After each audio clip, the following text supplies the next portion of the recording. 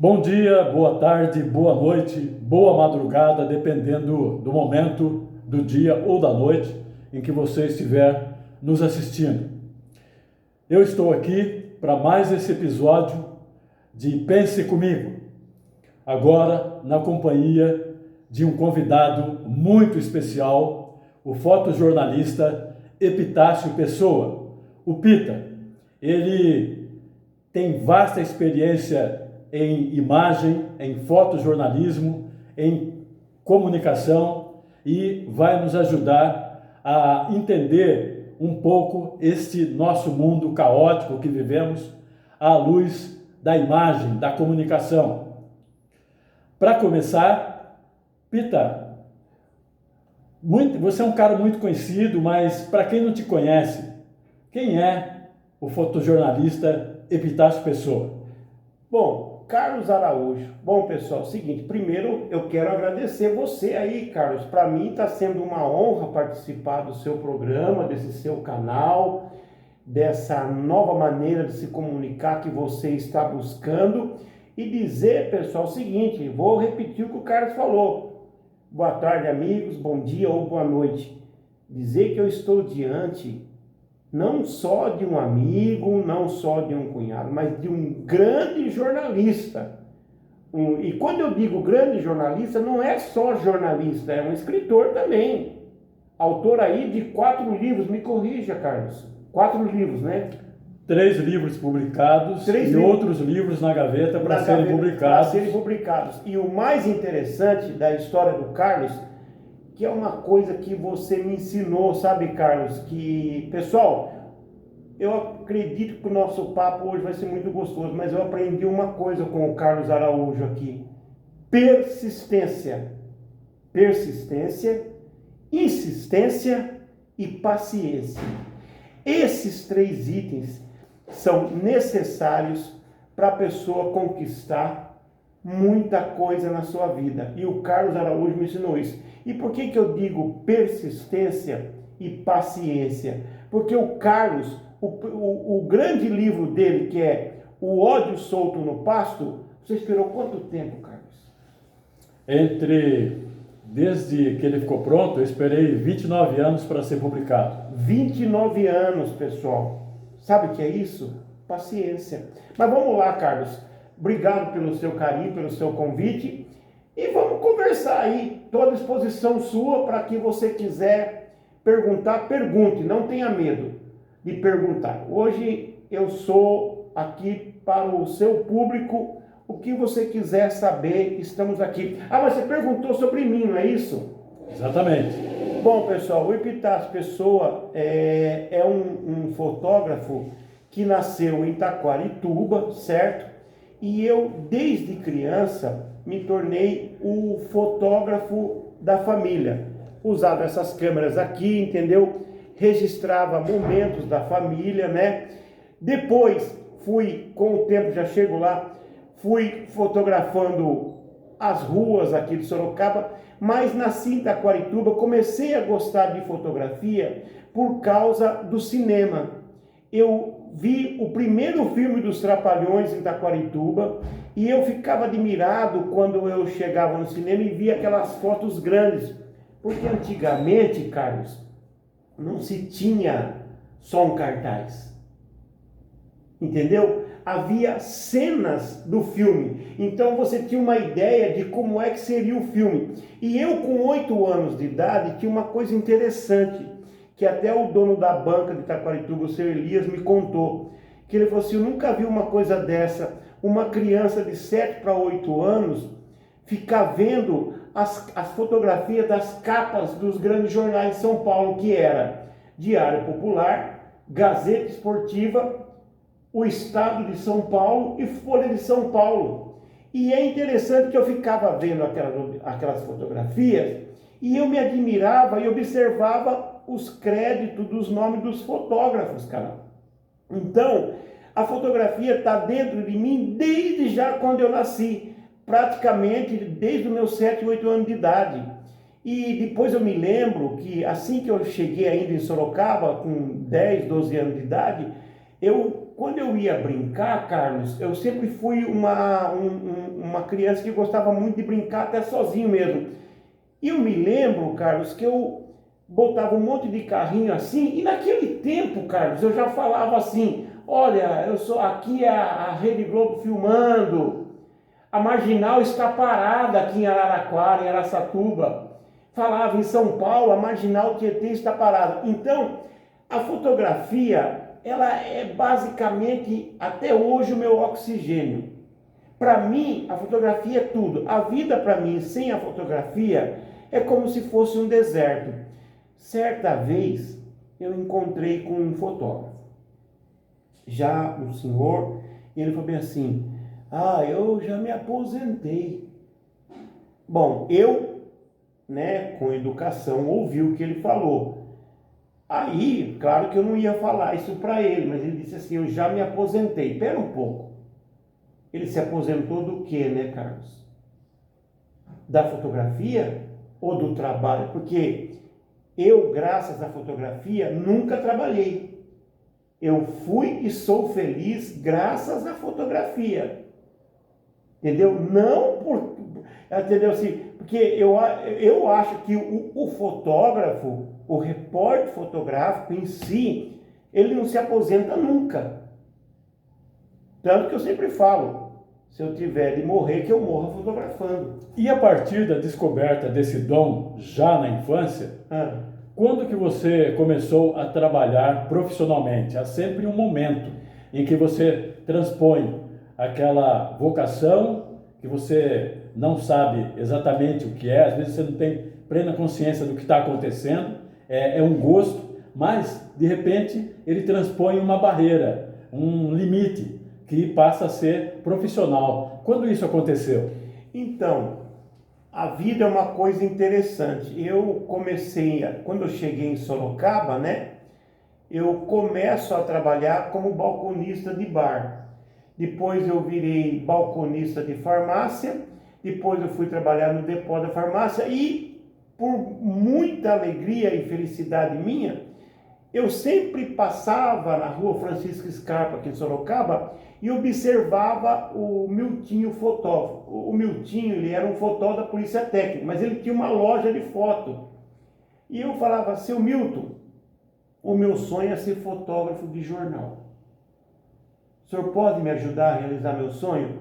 Aí ele chegou para mim, com toda a educação e carinho dele, e me deu uma câmera assim, uma câmera básica dessa, E falou assim, Epitácio, sai fotografando tudo que você achar interessante então na cidade. Sai fotografando e no final do dia você traz essas fotos, eu revelo. E aí ele me deu um toque, ele falou assim, vai nos bares, nas lojas, fotografe as pessoas e diga para elas que você faz foto e depois você leva as fotos prontas para ela. E eu comecei então a ganhar meu primeiro dinheirinho com isso. Então eu fotografava as pessoas nos bares, nas lojas. E um belo dia, o seu Miltinho falou, Epitácio, eu vou ter que pedir a minha câmera de volta, Mas eu não vou deixar você abandonado, eu vou apresentar você para o Fernando de Luca, do jornal Diário Sorocaba. E foi aí que o meu sonho começa a se concretizar. E eu cheguei para o Fernando e falei, olha Fernando, meu sonho é ser fotógrafo de jornal. E eu garanto para você que daqui 2 anos você vai ter um profissional. Pronto. E aí, o Fernando de Luca, em memória, já faleceu. Que ano que isso aconteceu? 1986. E aí o Fernando de Luca me apresenta para o irmão dele, que já era na época um grande fotógrafo, que é o Maurício de Luca, a quem eu sou muito grato e devo muita gratidão. E o Maurício me conheceu antes da redação do Diário daquela escada, o Fernando me apresentou e falou, Maurício, o Epitácio Pita, ele quer ser repórter fotográfico. Você não quer dar aí umas aulas para ele, ver se ele tem jeito para coisa? E aí a minha primeira pauta com o Maurício foi sobre finados. E o Maurício me deu uma câmera E depois, quando ele viu lá o contato, que antigamente era o contato, né? Ele começou a gostar. Daí ele falou assim, puxa, eu acho que você tem talento para isso. O contato, só para traduzir para os mais jovens, era um filme. Isso. Era um filme. Aí ele pegou e falou bem assim, Pita, vamos fazer o seguinte, eu vou levar você para fazer essa pauta de finado, certo? Aí ele fez essa pauta comigo e ele gostou do meu trabalho.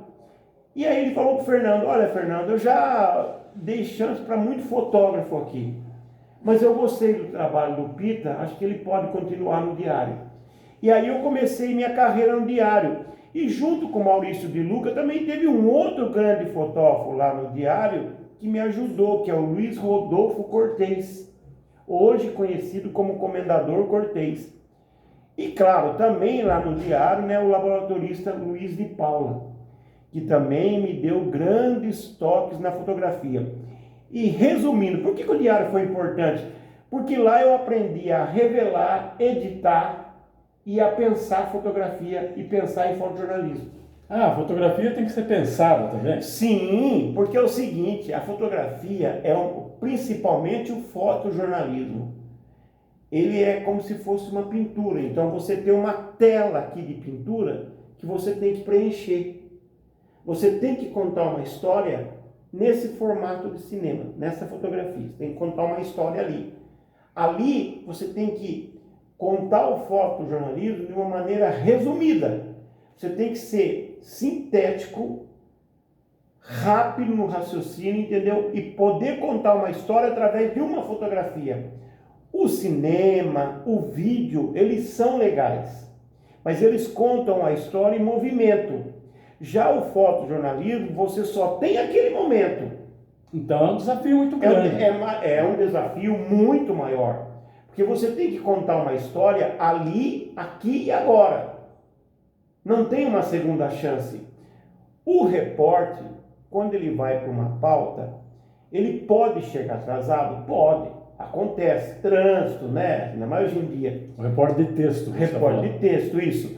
Porque lá ele vai ouvir as histórias. Vamos dar um exemplo, um incêndio, né? Você chega lá, a mulher fala, eu saí correndo para não morrer queimado, o botijão explodiu.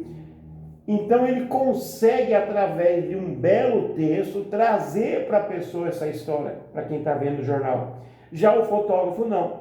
Se ele não estiver ali no momento, ele já não tem mais essa imagem. Acabou. Ele não tem como contar essa história.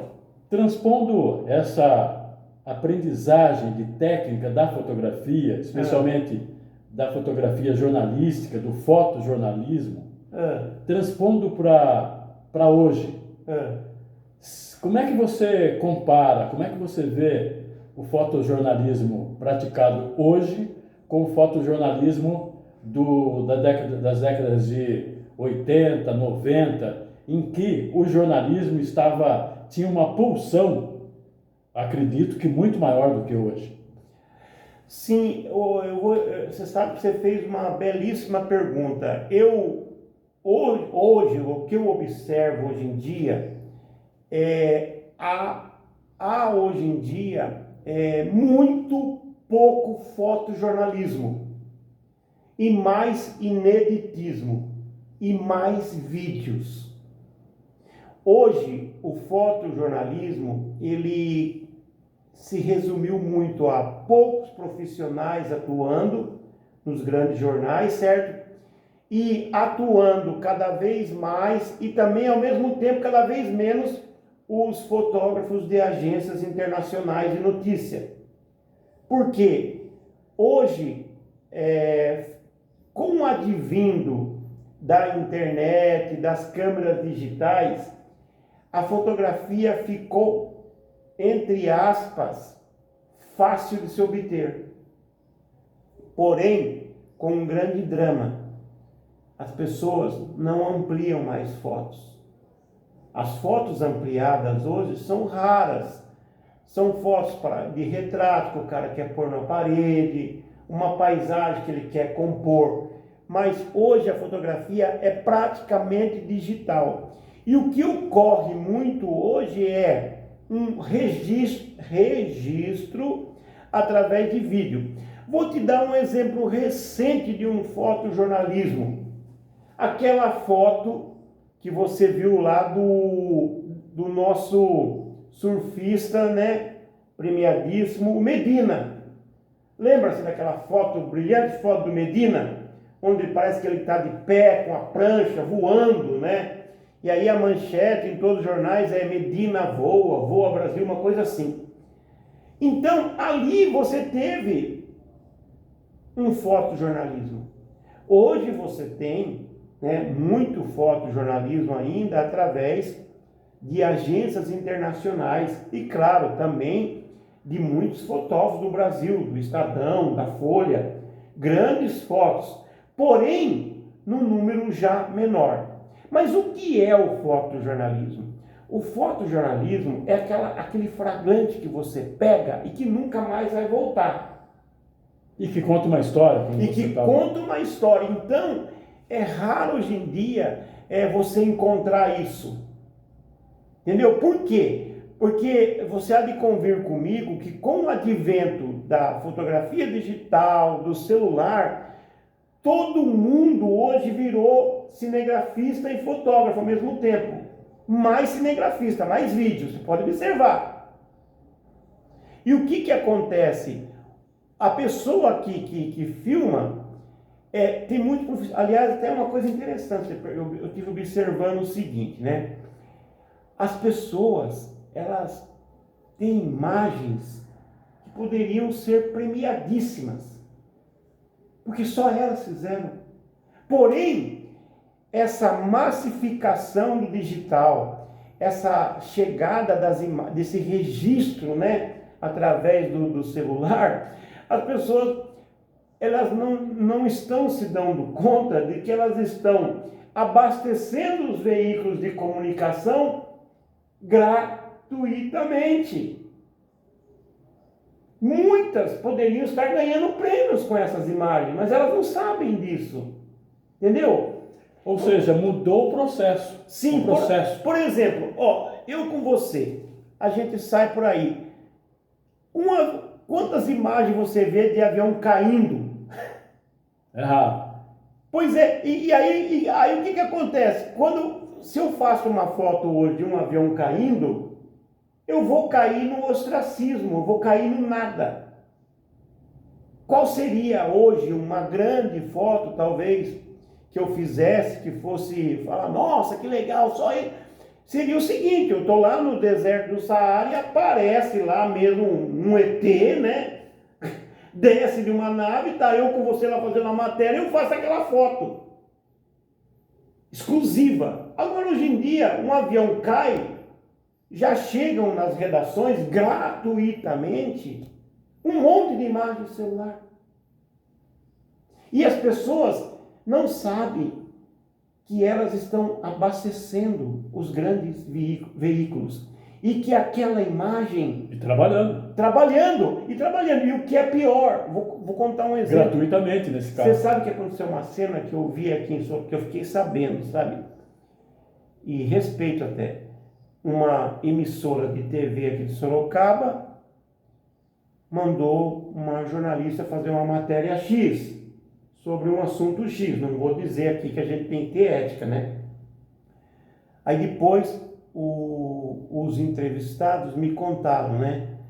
Nossa, a jornalista fez tudo sozinha. Ela filmou, ela se gravou, tudo sozinha. Ou seja, ela não teve mais o cameraman, não teve mais nem o próprio repórter, entendeu? Só teve o trabalho de edição da emissora. Então, isto, para nós que somos repórter fotográfico, jornalista, é triste. Porque eliminou funções e precarizou o trabalho. Sim, ela exatamente eliminou funções, precarizou o trabalho. Sabe assim, eu sempre digo o seguinte: você entraria, Carlos, num restaurante onde o cara cozinha, lava os pratos, lava o banheiro e serve a comida? Fica difícil. Fica difícil. E ainda o cara é caixa? Mais difícil ainda. Mais difícil ainda. Então, é a única coisa hoje que com relação à imagem me entristece. Você tem hoje um excesso de imagem na internet. Você pode escolher hoje o que você quer ver, mas veja, são imagens em movimento, são vídeos. Agora, fotografia mesmo e fotojornalismo, o que eu tenho visto hoje muito, são fotógrafos que estão fazendo trabalhos autorais. Ou seja, então em décadas passadas havia um fotojornalismo, Sim, era mais fotojornalismo do que hoje. Sim, era muito mais glamuroso. Porque assim, não é que era muito mais glamuroso porque ninguém tinha acesso. É porque é o seguinte, a história seria sempre contada por um repórter fotográfico mesmo. Porque a fotografia, ela exige, primeira coisa, você ser sintético. Tem que contar a história através desse triângulo. Segunda coisa, pensar rápido. O repórter fotográfico tem que pensar rápido. Segundo, criatividade e olhar clínico. Saber qual é o momento certo de você tirar aquela foto. E o que você quer contar nesse quadro aqui, ó. O pessoal tá vendo? O que você quer contar ali? E você tem que... E é uma foto só. Recordo uma foto fantástica sua em que o ministro do Fernando Henrique, Sérgio Mota, você foi o único a pegar uma borboleta que pousou no nariz dele aqui. E foi interessante isso que você falou. Olha que coisa interessante. Essa foto... Foi um instante. Não, essa foto, eu sempre digo que ela teve ali sorte, fé e técnica. Porque você veja, ele estava dando uma coletiva em São Paulo e eu observei que a borboleta começou a passar perto dele. Ele usava óculos igual você. E eu pensei comigo, ela vai sentar. Só que eu estava com uma lente grande angular. E a lente grande angular, Carlos, ela é em pastel, ela abre muito. Você entendeu? Como ela abre muito, a borboleta ficaria pequena na testa dele. O que foi que eu fiz? Falei, bom, ela vai sentar na testa dele. No que eu fui trocar a lente por uma lente 85mm, que é ótima para retrato, que eu queria dar o close nele bem fechado assim, no que eu fui trocar essa lente, a borboleta sentou. Eu estava trocando. Eu falei, perdi a foto, porque havia outros fotógrafos, mas que estavam de grande angular. Não vou condenar, cada um faz o que quer, certo? Eu troquei a minha lente, voltei para 85, pedi muito a Deus que aquela borboleta sentasse de novo, porque eu já tinha perdido a foto. Só que aí ela sentou de novo. Quando ela senta, eu estava com a lente certa. Aí foi a foto, foi capturada. Eu fiz um filme inteiro, a sequência inteirinha assim dela aqui no... Aí há uma junção de técnica. Sim.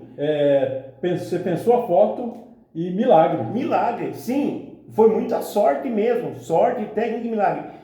E eu observei o seguinte, né? Claro que o que ocorreu? E essa foto, recordando, ela teve um destaque imenso nos dois jornais, Estadão e Jornal da Tarde. Exatamente. E o que eu observei? As outras fotos não estavam ruins, porém aparecia só uma mancha de uma borboleta assim. Estava muito aberta as outras fotos. Então foi graças foi ali que entra aquilo que eu te falei. Você ter essa percepção, você ter a sorte, ter a fé em Deus, que aquele momento ele ia voltar. Eu corri um sério risco ali, daquela borboleta não voltar mais. Bom, paciência. Outra coisa, Tele levando uma bolada no rosto durante um treino. O repórter fotográfico, Carlos, ele não é que ele como muita gente às vezes até fala que repórter fotográfico de jornal é urubu, né? Não! Você quer ser repórter fotográfico de jornal, você tem que pensar no seguinte: o repórter fotográfico ele tem que antever aquilo que pode acontecer. Eu fui no treino do São Paulo e o Tele Santana toda hora desviava das bolas que os jogadores cobravam a falta. Sabe qual é a velocidade de uma cobrança de falta? quando o cara chuta a bola? 100 quilômetros por hora. E o que aconteceu? O Tele estava lá. Eu preparei a câmera, falei, ele vai levar uma bolada no rosto. Foi dito e feito.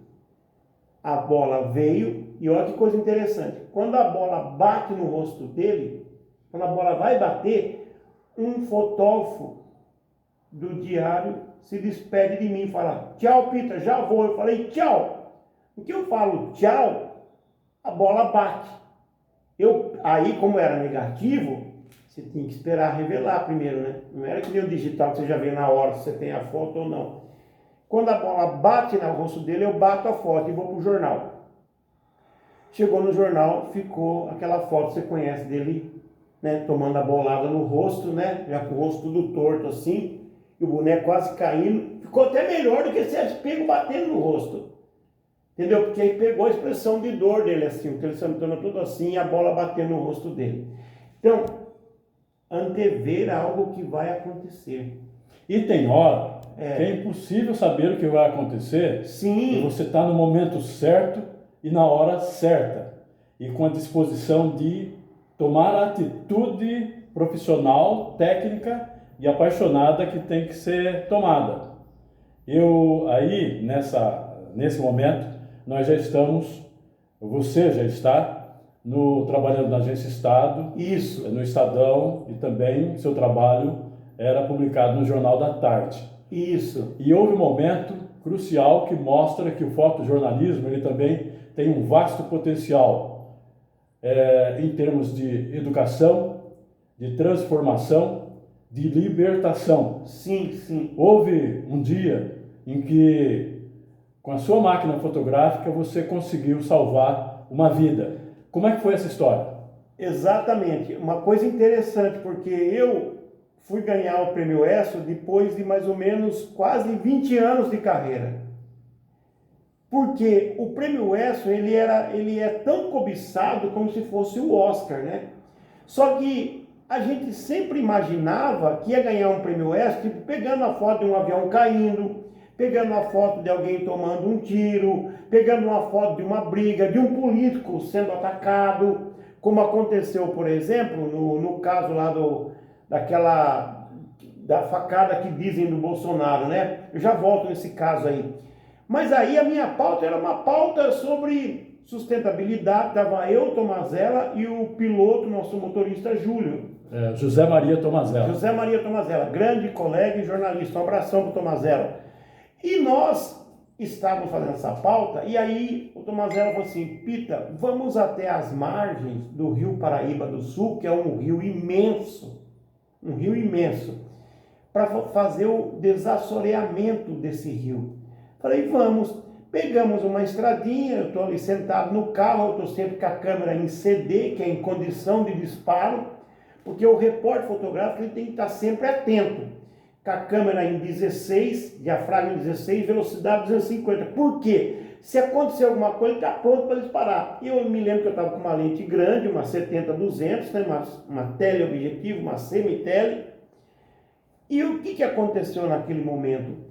Eu observei de dentro do carro que parecia ser uma brincadeira de jovens da zona rural. Aí eu falei para o motorista, para o carro aqui que eu acho que está tendo acontecendo alguma coisa ali.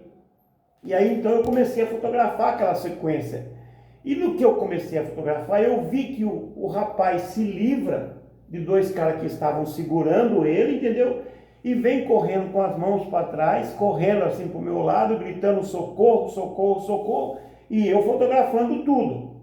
Porque você veja, tem muita gente que critica às vezes, né? Aquela velha polêmica, salva primeiro ou fotografa? Neste caso, o rapaz estava vivo, né? E vinha correndo para o meu lado. E aí quando ele chegou, eu e o Tomazella recolhemos ele para dentro do carro Estadão e perguntamos o que houve, o que tinha acontecido. E ele falou, olha, vocês salvaram minha vida, porque eu ia ser morto, eles estavam levando o meu corpo para jogar no Rio Paraíba do Sul, eles iam me matar e jogar lá. Quando eles viram você fotografando, eles disseram assim, Sujou, sujou, sujou. Solta ele que a imprensa chegou. Então veja o poder primeiro da imprensa, depois o fotógrafo.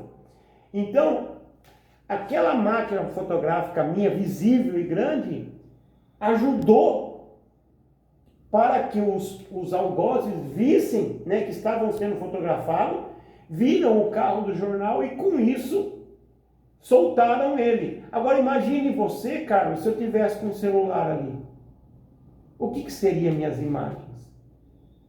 Nada, um cara sendo levado para morrer. Porque eles não iam ver eu. O celular é pequeno. Entendeu? E se eles tivessem me visto com aquele celular, que foi o que aconteceu depois, eles poderiam até voltar e matar o pessoal. A sua pergunta faz a gente fazer uma comparação.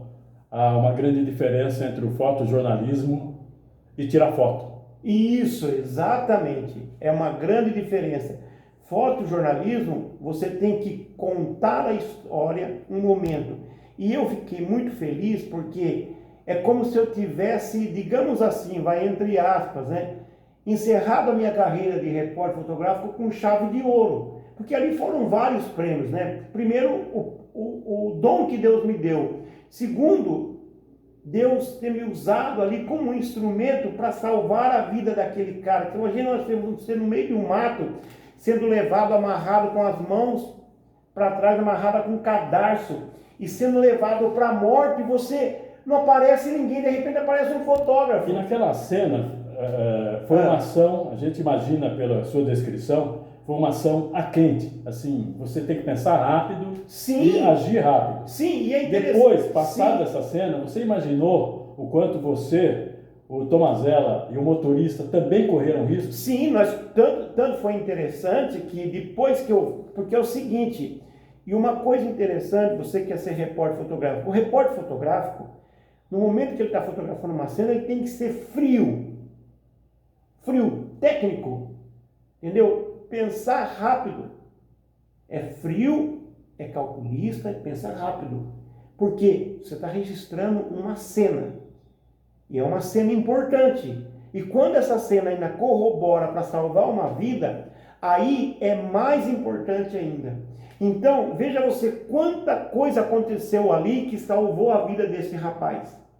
Aí a gente levou ele para Lorena, e depois que a gente fez isso, nós pegamos o carro e nos escondemos numa estradinha, e o carro com os algozes passou, eles estavam indo atrás da gente. Então, pois é imediato você pensar no risco que você correu, inclusive. Pois é, exatamente. Pelas fotos, inclusive, você havia tirado deles. Sim. Eles aparecem nas fotos. E isso que você falou, é até bom lembrar aqui, em memória, vou falar bem rápido aqui por causa do nosso tempo. Aconteceu uma coisa muito interessante. Você se lembra do fotógrafo Luiz Antônio Costa, né? O Lacosta, grande Lacosta, sim, jovem demais. Ele estava no Japão, ele começou a carreira dele trabalhando também no Estadão. Ele foi para o Japão e ele volta porque ele era apaixonado pelo fotojornalismo. E ele foi cobrir em São Paulo, né? Depois que ele volta do Japão com a Luciana, a esposa dele, ele foi fotografar em São Paulo você lembra de São Bernardo? Que houve aquela invasão lá num terreno de São Bernardo do Campo? Ele foi fazer aquela pauta. E o que acontece? Só que antes houve em São Paulo, ali naquela região mesmo, ali, um assalto num posto de gasolina. E um fotógrafo fotografou esse assalto. Mas não era o Lacosta.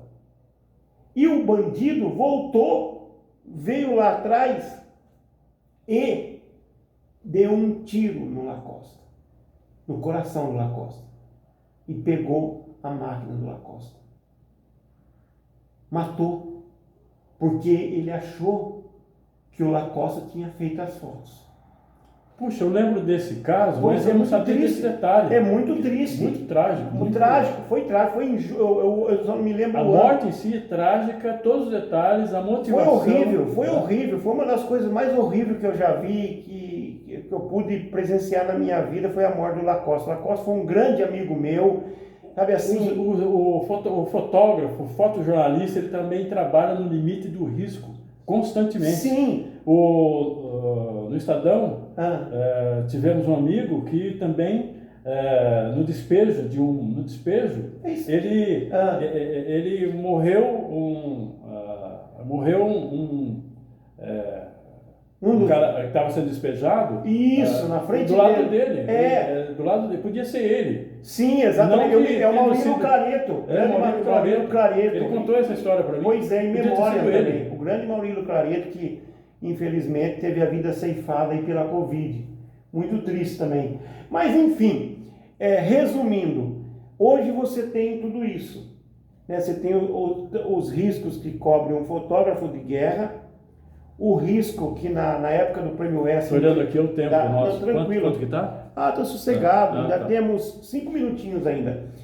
O risco que correu, a infelicidade que teve o Lacosta, o risco que corre um fotógrafo de guerra, o risco que corre um fotógrafo quando sobe o morro lá para atuar, mostrar a polícia agindo no Rio de Janeiro. Enfim... e hoje você vê que é uma profissão que, assim, está cada vez mais, as redações reduziram cada vez mais. Porque hoje é vídeo, né? Tem muito vídeo. Só que assim, e você percebe, você já observou que em todos os vídeos, quando o cara pega um avião caindo, quando o cara pega uma briga, na hora principal o cara se apavora, fica só aquele rabisco? Entendeu? Não há, porque aquela pessoa, ele descobriu o prazer de filmar, ele descobriu o prazer de registrar, ele descobriu a câmera através do celular. Eu não gosto do celular, não gosto, porque olha, não tem coisa mais agradável e mais confortável do que você ter uma câmera dessa aqui, que você tem a empunhadura, tá vendo? Ó? E você tem o conforto de tirar uma foto, entendeu? Então veja você que coisa interessante, ó. Coisa, ó, que não ocorre, olha só, não ocorre quando você está com o celular. Ó, aqui você tem firmeza, você tem a postura, entendeu? Você tem que olhar aqui, ó. Isso tem sequência que é Sim, muito rápida. Muito rápida. Tem muito celular hoje que já faz isso. Porém, eu confesso que eu me sinto muito bem com a câmera aqui, ó, nessa empunhadura, nessa situação. Mas fazer o quê, né? A modernidade está aí, né, Carlos? Hoje em dia, cada dia que passa, as empresas jornalísticas estão usando imagens de celular, até o momento em que as pessoas perceberem que elas estão abastecendo, né, as grandes redações. Existe também, no fotojornalismo, uma competição com outros grandes fotojornalistas no Brasil e no mundo. Sim. Você tem uma experiência também internacional. Sim. Você cobriu Copas do Mundo. Isso. E como é que é trabalhar, como é que é correr esse risco em que você sendo um fotojornalista experiente, mas você também está num campo de batalha, vamos dizer assim, no campo, no sentido da competição profissional, em que você depara com repórteres tão ou mais experientes que você e que podem fazer fotos melhores que você. Quando você é enviado... É tenso, não é? É tenso demais, porque é o seguinte, quando você é enviado para uma Copa do Mundo, você se sente muito feliz, mas ao mesmo tempo você fica tenso, porque você veja, longe de mim ter falsa modéstia, quando você vai para uma Copa do Mundo, você tem que ter a seguinte consciência. Numa Copa do Mundo, vai apitar o melhor juiz, vai para lá os melhores jogadores, vai para lá os melhores bandeirinhas, vai para lá os melhores seguranças de estádio, vai para lá os melhores bilheteiros. Tudo lá é o melhor de cada órgão. Então, claro, eu fui lá com uma equipe de mais 4, 5 fotógrafos, mas a minha responsabilidade não foi menor do que os outros. E graças a Deus fui feliz, não perdi nenhuma foto, entendeu? Não tomei furo, que tinha essa preocupação. E me dei super bem lá. Mas em síntese, Carlos, nós vamos ter que sentar mais vezes aqui, ó. Tá terminando nosso tempo ali, ó. Eu quero acrescentar que eu tive o privilégio de trabalhar com o Epitácio Pessoa no Diário de Sorocaba, no Estadão também, e tive o privilégio de trabalhar com ele em várias pautas, em que nós vivemos e testemunhamos histórias emocionantes. E com certeza ele é uma das pessoas com as quais eu aprendi muito sobre fotojornalismo e sobre comunicação de uma forma geral. Inclusive, aprendi que viver a profissão com muita paixão é uma saída muito legal. É uma forma de trabalhar com prazer e ter o trabalho como uma missão, como um destino, como uma verdadeira paixão. Gostaria de suas palavras finais. Pois é, eu quero aproveitar aqui e dizer duas coisas, Carlos. Voltaremos a conversar mais. Agradeço muito a Deus, aos meus 2 filhos que Ele me deu de presente, a Caroline Mendes, ao Miguel Pessoa, que hoje também é, sem falsa modéstia, um grande fotógrafo, meu grande orgulho, e ao grande Reginaldo Manente, que ganhou 4 prêmios ESSO e que me levou para o Estadão, que abriu as portas da minha carreira para o mundo. Obrigado a você que assistiu, pela paciência, e nós vamos voltar mais, viu, Carlos? Porque tem muita coisa boa para contar para vocês aí. Um abração aqui do Epitácio Pessoa, conhecido como Pita. Obrigado, Carlos, Com certeza. por esse papo, viu? Obrigadão. Agradeço a vocês, a você que me acompanha nesse espaço e me ajuda a manter este Pense Comigo. Até a próxima. Um grande abraço.